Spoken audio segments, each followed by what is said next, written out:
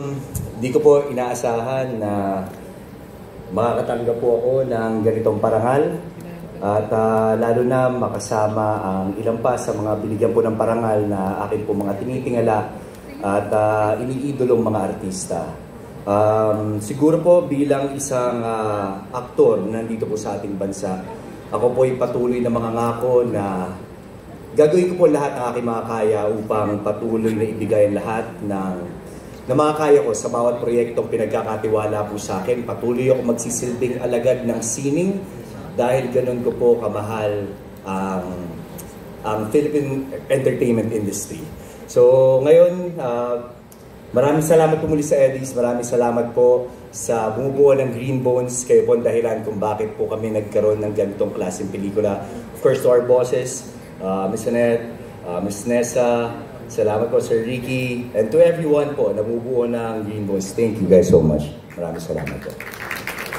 Siyempre po, huwag natin kalimutan, inaalay po namin ang award na to sa lahat ng mga Pilipino na patuloy ang pagtangkilik sa mga pelikulang Pilipino, lumalabas, gumagastos, pumipila para mapanood yung mga kanilang mga paborito sa pinilakang tabing. Kaya para sa kanila to, mabuhay ang pelikulang Pilipino.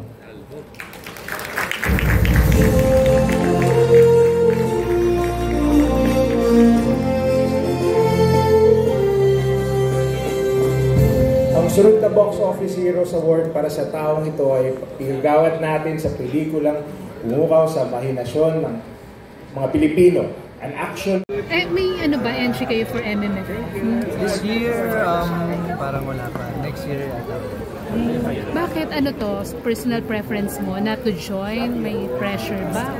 Wala lang kayo nahanap na material? Gusto ko lang ng mas mahabang times na preparasyon para pagandaan. Ito yung sinabi mo, hirap pantayan nung isang proyekto na katulad ng Green Bones, kaya mas masinop lang sa pagpili ulit ng material na ito.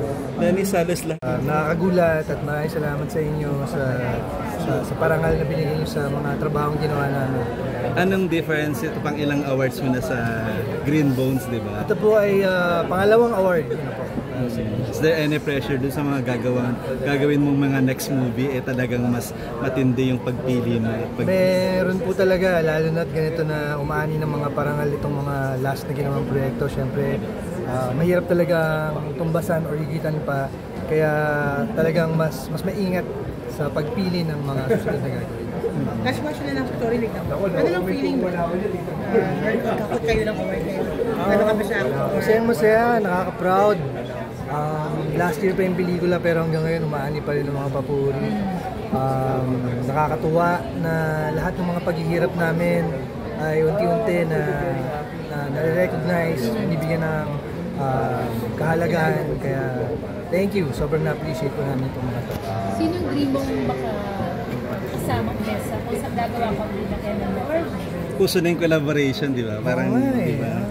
Hirap, no? Kung given a chance sa kapamilya naman, kasi nung gusto mo kasama. Siguro, hindi ko pa nakakatrabaho si Piolo Pascual at si John Lloyd Cruz.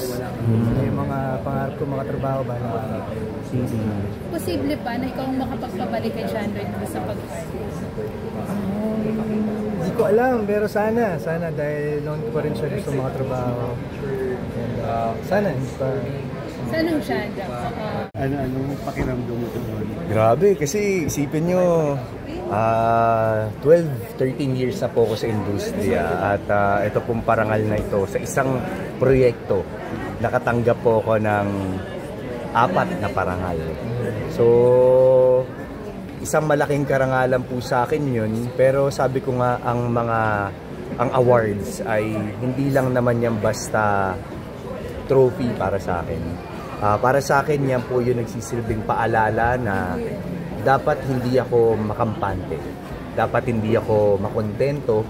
Kumbaga patuloy kong gagawin lahat ng aking mga kaya para patuloy na makagawa ng mga makabuluhan na programa, mga proyekto, mga pelikula na siyang makapagbibigay ng inspirasyon para po sa mga manonood. Yun lang naman po yung layunin na tangarin ko sa buhay.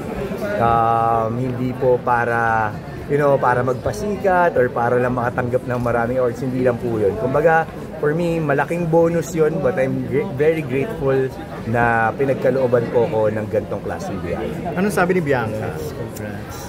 Kanina, kinongrats niya ako dito doon. Sinabi niya sa akin na, actually siya po yung nagsabi sa akin, wala pang announcement na panalo na daw. Siguro ganun kasi yung tiwala niya sa akin, pero ako kasi ayoko laging mag-expect. Pero magkaroon ka ng ganong klaseng partner sa buhay at mahal sa buhay na to the highest level ang suporta sa'yo, napakasarap po sa puso. Anyway, congratulations. The best performances of their lives, as you can see from Green Bones. Sobrang galing ni Direk Zig. I so wish talaga he was here. He would want to dedicate this award to his mother. I've heard him talk so much about how he directs all his movies for his mom, for his nanay. So, Direk Zig, congrats. And thank you to the Eddies.